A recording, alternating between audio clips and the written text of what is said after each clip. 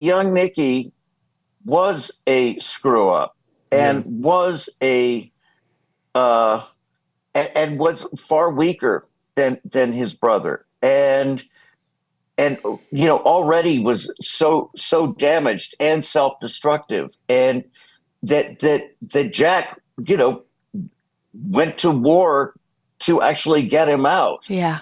And and this is how he pays him back. It's like when you're trying to help someone who can't help themselves, you really can't do anything about it. Yeah. Right. And almost for your own sanity, and this against the backdrop of a terrible, violent war.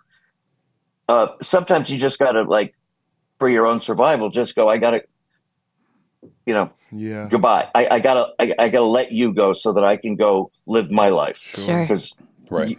every time you come into my life, you pull the pin on a grenade and fuck it up. So I think there's a bit of that going on with Jack. Yeah. I hear you. I mean, you say something to the effect of, your old man saw everything in black and white, no grays. He walked away from the first life, Yeah. and once Jack picked a direction, he never changed course. And there's this sort of something that's replicated in the present and the past, where they're at the gas station and there's a sign to Bradford and there's a sign to Pittsburgh. And Jack thinks for a second of going back to his brother, and then he makes a right to Pittsburgh. And that's it. That's the last Right. time he's seen his brother, right? Yep. And then I think at a certain point, you ask later on after you tell this story How he passed away, right? how he passed away. Randall tells him about the fire and The heart attack. the heart attack, and Nicky decides to call it a day after reliving all these wonderful memories. Yeah. Yeah. And the big three leave. Well, I had a really kind of interesting line, the last sign off to Kevin. Yeah. Though, like, you can't fix this, or you. I know you came here with a plan. Sorry to mess it up. It was like a really Yeah. good, tough, ironic Nicky line. It's a good line. It's worth mentioning. Yeah. And I want to mention this flashback now because it sort of plays into the decisions of father and son, right? There's the flashback I said when Jack was about to leave to go see Nicky the first time. Kev is a little, despondent. And we go back to that conversation, and Kev winds up telling his dad, like, I want to go with you. Like, I like you better than all of them. Yeah. And Jack tells him it in Jeez. essence. He kept it to himself, Of though. course. He But I didn't was like, say it dang, out what did loud. I do? I knew he didn't like me that much, but I get for you. That's new information. Yes. Jeez. But he winds up telling him, say, hey, man, look, your dad gets a lot of things wrong. And this is something for you to remember, because you can either repeat my mistakes or you can correct them, right? Mm-hmm. So the big three have left. They're at the same filling station that Jack was at. Bill's place. The Bill's place. There you go. Randall's got snacks so that nobody's going to clown him on the way home. And Kev says, that's no way to live, huh?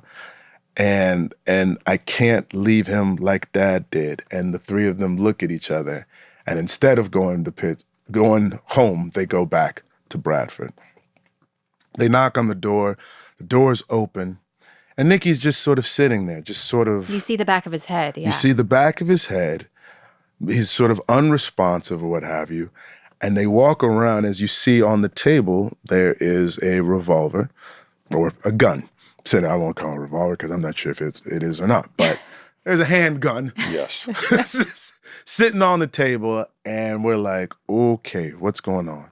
Randall gently grabs the gun. And then again, Nicky repeats to himself, I never got to tell him it was an accident. And then Kev puts his hand on Nicky's shoulder and Sterling cries. That's usually how these... It's usually how these things end. That's it. Usually ends and Sterling cries. I have like the teary face emoji as like the last as a part of it. reminder to yourself? Yeah. I love it. I remember in the when I was telling you the story and I had the big three in front of me, and I think even off camera. Yeah, you guys were off camera. It was on me, and in the middle of my close up, I'm looking at Sterling, and he's got that Meryl Streep one tear, Yep. Yeah. Yep. face still, Yep. that Yep. tear, not Yep. just one, like Yep, there's just another the one one. falling behind it. What for my off camera? Yeah. That's Sterling. I've always wanted to cry like that. Yeah. Yeah. To be fair, Meryl got it from Sterling. Yeah, she did. Yeah, I would think Yeah. so. Yep. I once had a crying scene in a movie, and I was sitting, on the bathroom floor, leaning against the thing, and I'm crying, and the way I cry in real life, like, this face, and the director comes up to me and he goes, "Is there a way you can cry in a different way you can cry?" I went, Always. This is what I got. Yeah. This is it. What, you don't like it? Yeah. And he goes, "Well, is there a way you, like, I just want that." I said, "I know you want that one tear going down, right? Don't you?" Yeah. I don't know how to do that. Yeah. Get somebody else. Get Sterling. We had a joke on set that Sterling could pick whichever eye was closer to He's the like, camera. what? Exactly. Our camera's over here? Okay, I got you.